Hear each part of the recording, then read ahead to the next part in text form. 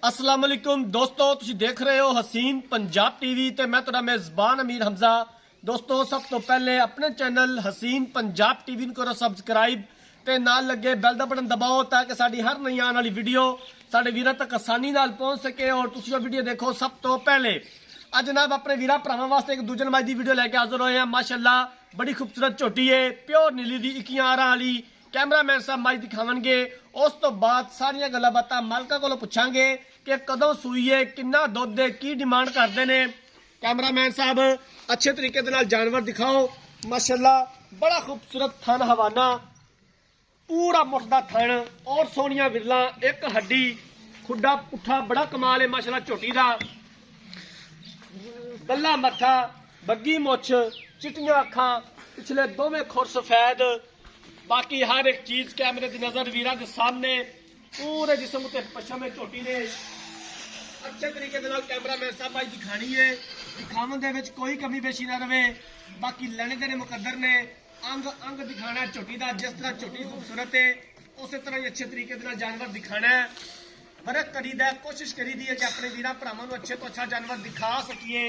बाकी लेने देने मुकद्दर ने नीली बात जानवर अपने वीरां भरावां नूं दिखाई दे, नीली का शौक पूरा करवाई दा है। आरफ वाला इस झोटी की लोकेशन है। आरफ वाले तो 18 तो 19 किलोमीटर के फासले ते दरियाए सतलुज के बिल्कुल नजदीक है झोटी खलोती है। पूरे जिस्म उत्ते झोटी के गिठ गिठ पछम हैगी है, फुल बरीक झोटी है। इन खोल के टोर मेरा वीर।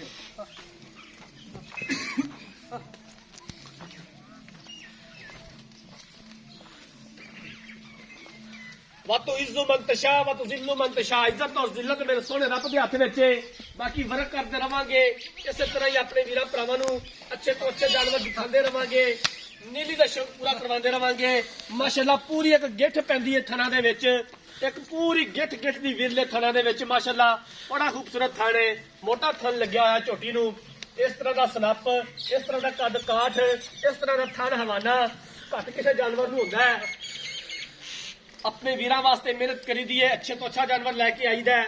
मैनू पूरी उम्मीद है कि माशाअल्लाह दे कमेंट आएंगे। माशाअल्लाह तो हट के कोई कमेंट नहीं आएगा। इहदे पीछे की है सोने कट्टी कट्टा कट्टी है, ओ कट्टी आ कट्टी दिखाया जे कैमरामैन साहब इंदी। माशाअल्लाह कट्टी बड़ी खूबसूरत है, बल्ला मत्था है, पिछले दोवें खुर सफेद ने कट्टी दे। कैमरामैन साहब तुसीं जानवर दिखाओ तो मैं मालकां दे नाल सारियां गल्लां बातां कर लैना, पूरी डिटेल लै लैना, अच्छे तरीके के जानवर दिखाना है तुसीं। अस्सलाम वालेकुम जी भाईजान, की हाल चाल है? थोड़ा उच्चा बोलिया जे। झोटी जी दिखा रहा कैमरामैन, एक कदों सूई है तो किनवा सूआ सूई है? 4 तो 5 दिन हो गए सूई नूं, दूजा सूआ सूई है। यार होली बोलना कि ऑपरेशन तो नहीं होया? फिर उच्ची बोल, थोड़ा गज बज के गल। झोटी कोले कितना दुध देना? 2 टाइम का बच्चे नूं छड्ड के? कोई थना का वाधा घाटा, कोई किसी किस्म का मसला मसाइल?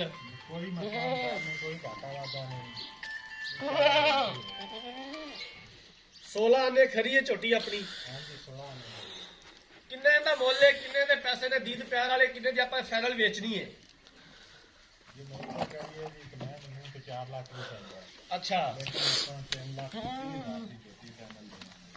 3,30,000 रुपए की फाइनल बेचनी है। इहदे कराया तो दीद प्यार हो जाएगा जी, ठीक हो गया।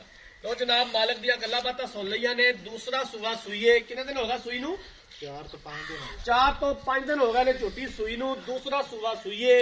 हाजर टाइम झोटी दे कोले 14 किलो दुध मौजूद है। बच्चे नूं छड्ड के पिछे कट्टीए 3,30,000 रुपये की डिमांड की है। दीद प्यार हो जाएगा और असीं इंशाअल्लाह तआला करवावांगे जिथों तक हो सकिया। अगर किसी वीर भरा ने जानवर खरीदना है, राब्ता नंबर 0312 612 2053, 0312 612 2053, इस नंबर पर व्हाट्सअप बनी है। अगर साडी अज वाली वीडियो पसंद आए, वीडियो में लाइक तो शेयर जरूर करना है। जिंदगी रही तो मिलांगे एक नई वीडियो के नाल। अपने मेजबान अमीर हमजा ने दो इजाजत। अल्लाह हाफिज।